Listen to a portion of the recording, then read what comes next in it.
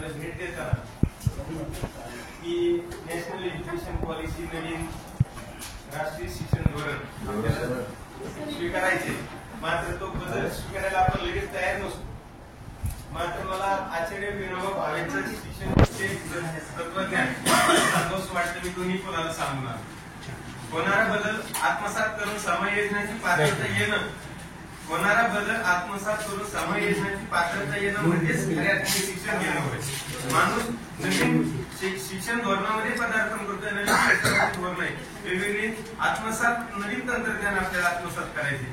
National education पॉलिसीचे नवीन तत्व आपल्याला समजून घ्यायची, राज्य अभ्यासक्रम आराखडा आपल्याला समजून घ्यायचा आहे, आपल्याला शाळा विकास आराखडा समजून घ्यायचा आहे, अध्ययन निष्पत्त्या म्हणजे जे काही क्षमता आधारित मूल्यांकन आहे ते आपल्याला समजून घ्यायचे. आणि यापुढे जे प्रगती पत्रक आहे, जे प्रगती पत्रक आपलं जे अतिशय शॉर्ट होतं, तर त्याच्यामध्ये खूप बदल झालेला आहे. तो बदल म्हणजे फक्त आता आम्ही जे किंवा आमचे मार्गदर्शक तुमचे आमचे मित्र हे जे तुम्हाला सांगणार ते आतापर्यंत फक्त प्रायमरी लेवलचा आहे. सेकंडरी आणि ज्युनियरचा अजून होत आहे, कारण एससीआरटीने अजून त्याच्या मार्गदर्शक सूचना दिलेल्या नाहीत. मात्र प्रायमरी सारखंच म्हणजे आहे, त्याच्यात इतरही एक समग्र प्रगतीपत्र भरण्यासाठी कमीत कमी 1 तास तरी जाईल, एवढं त्यांनी काम वाढवलेले. म्हणजे त्या विद्यार्थ्याचा सर्वांगीण ज्ञानात्मक, बोधात्मक, भावात्मक सगळ्या विकासाचे पैलू, विद्यार्थ्याचं मूल्यमापन जर आपण करणार तर 6 ध्येय विद्यार्थी सुद्धा त्याचं अनुसरण, त्याचा अभिप्राय तिथं नोंदविल आहे आणि त्याचे पालक सुद्धा नोंदवतील. हे जेव्हा एससीआरटी सांगितलं तर मी असा माझ्या पुढे प्रश्न पडला की माझ्या मोठ्याचे पालकच अशिक्षित आहेत, मग आता ते नोंदवायचं कसं, ही खूप मोठी समस्या आहे.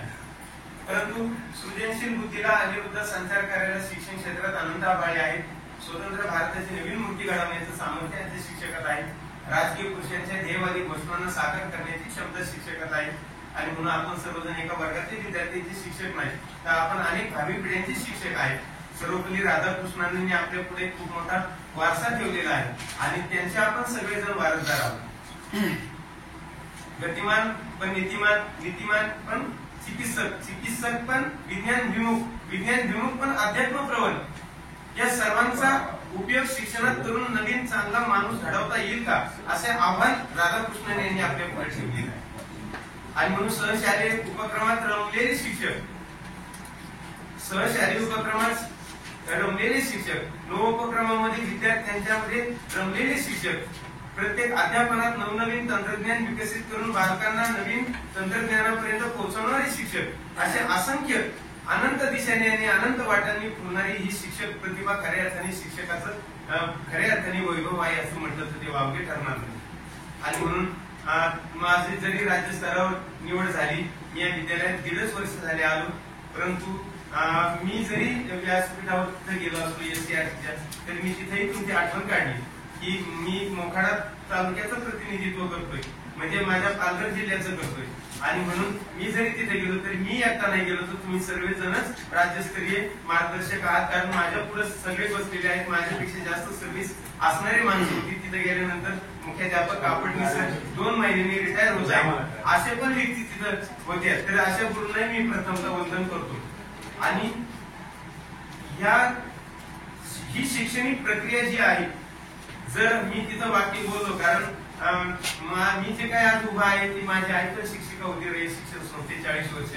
माझ्या आईचं पूर्ण आजही मी तिला पाय फ्रॅक्चर आहे, मात्र तरी त्या पाय फ्रॅक्चरच्या अवस्थेत सुद्धा 4 वाक्य मला सांगितली. उपचार ठेवले, मात्र मी राज्यस्तरीय प्रशिक्षणाला गेलो, कारण मी जर गेलो नसतो तर मी जे मिळवलं ते प्रशिक्षणापर्यंत जाता येत नाही.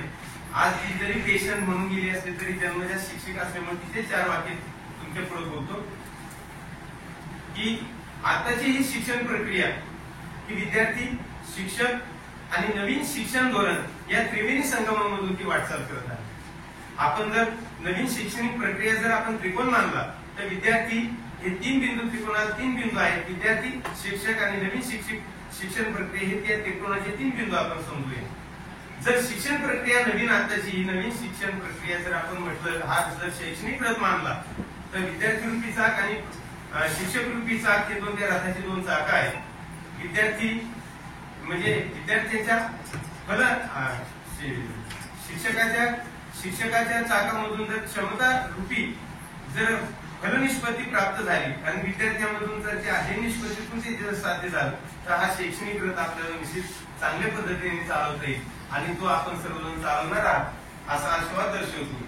आणि म्हणजे मला पण असं वाटलं की मी सगळ्या पालघरला ज्ञान देत आलो, इकडं आलो, आजही 4 दिवस झाले. आपण म्हणतो ना की जया मी मोठी परत यातनं कठीण खरंच असतं. या 4 दिवस झाले 2 वाजता उठतोय कारण मला आजही 4 जणांचे फोन आले. आपण समाजाचं देणं आहोत ही भावना जेव्हा आपल्यामध्ये येते तेव्हा मला जाणवलं पालघर विरार इकडून सर हे स्टॉक विषयी आम्हाला मटेरियल द्या. मी तिथं शिकलो चांगलं परंतु तिथं शिकवताना काही टॉपिक आले परंतु जे शिकलो चांगलं परंतु ते देताना काहीतरी थोडंसं मला वाटलं म्हणून मी काल PDF टाकली आणि बऱ्याच जणांच्या कोणतीही संकल्पना अशी सांगितली तर उदाहरण दिलं तर ही संकल्पना कळते, उदाहरण दिलं तर ही संकल्पना कळते, तशी कळत नाही. आणि मग ते कालपासून 3 दिवसापासून हेच चाललंय. आणि शेवटी सरांचंही काल की सर जरा थोडं तुमच्या मटेरियल सांगा.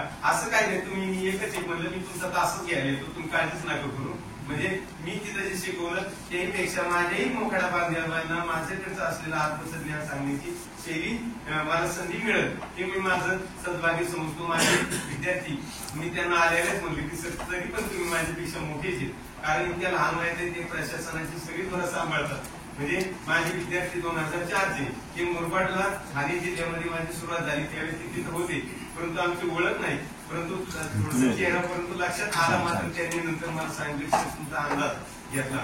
म्हणजे असे पण तिथं पण 2-3 शिक्षक आरती म्हणून तिथं आले आणि आपण सर्वजण व्यवस्थित त्या तुम्हाला सगळ्या PPT देणार आहात. सगळ्या PPT तुम्हाला परत मिळणार आहे कारण तुम्हाला हे विद्यार्थ्यांपर्यंत पोहोचायचे. उलट तुम्ही भाग्यवान आहात. आम्हाला SCRTच्या लोकांनी सांगितलं तेवढंच सांगितलं म्हणजे आम्हाला एकच ज्ञान आलं, एका नंतर आला. परंतु त्या आम्हाला ह्या शिक्षकांना देताना आमचं मटेरियल आणि त्यांचं मटेरियल करून यांचं 100% आलं. म्हणजे त्याचं 100%.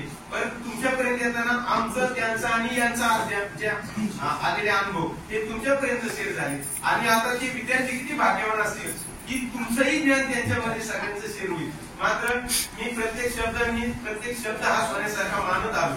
फक्त माझा शेवटी मोबाईलची कॅपॅसिटी असते. प्रत्येकाने जर तिचा ऑडिओ रेकॉर्डिंग माझी इच्छा होती ऑडिओ रेकॉर्डिंग जर प्रत्येकाने 3-3 मोडी प्रत्येक शिक्षकाने जर ठेवली असते रेकॉर्डिंग आणि जर ते व्हायरल केले असते तर तेही ज्ञान तसं तुम्हाला अपडेट तुमच्यापर्यंत आलं असतं. मात्र पुढची जेव्हा ट्रेनिंग लागेल त्यावेळेस मात्र ही दक्षता मी निश्चित घेण्याचा प्रयत्न करेन कारण ते पण ज्ञान खूप महत्वाचं आहे. आणि खाना जगतापासारखं व्यक्तिमत्व ज्यांचं वयास 75 आहे ज्यांची पुस्तकं आपण वाचली ते सुद्धा आमच्या गट कार्यामध्ये हजर झाले. आणि मी पण भाग्यवान की मी माझ्या गट असे निष्पत्ती तयार केल्या. मला जगताप आले मला याच्या त्या सगळ्या चुकलेले असतील. आज त्यांचा 40 वर्षाचा अनुभव मात्र व्यवस्थित आहे म्हटल्या म्हणून गट कार्यातही आम्ही यांना खूप चांगल्या पद्धतीने निपुण केलं कारण प्रत्येक ठिकाणी मी पण नाही जाऊ शकत. आणि रवींद्रनाथ टागोर म्हणतात की एक मेणबत्ती एक प्रज्वलित ज्ञानज्योत अनेक पालकांना प्रज्वलित करत असते. आणि म्हणून तुमचं सर्वांचं कार्य कौतुकास्पद आहे असं मला वाटतं. तुम्ही सर्वांनी आदर सत्कार केला त्याही पेक्षा मी एक छोटा माणूस आहे. मी तुमच्यातलाच आहे. फक्त असं समजा तुमच्या अगोदर 15 दिवस आम्ही ते शिकलो 8 दिवस न झोपता ते जे तुम्ही बहुतेक शिकवताना झोपले नसताना असं मला वाटतं कारण की झोपलेलं नव्हतं. कारण हे दुसऱ्याला घडायचं म्हणजे अगोदर स्वतः घडावं लागतं. आम्ही विद्यार्थी शिकवत नाही तर आम्ही शिक्षक शिकवतोय आणि शिक्षक शिकवतो म्हणजे त्यांच्या ज्ञाना एवढी तरी तुमची आपली असली पाहिजे म्हणून ती नेण्याचा आम्ही छोटासा प्रयत्न केला असेल. आणि म्हणून तुम्ही सर्वांचं मी खरंच कौतुक करतो. आणि ह्या शैक्षणिक प्रक्रियेला आपण सामोरं जातो. रुब्रिक्स काय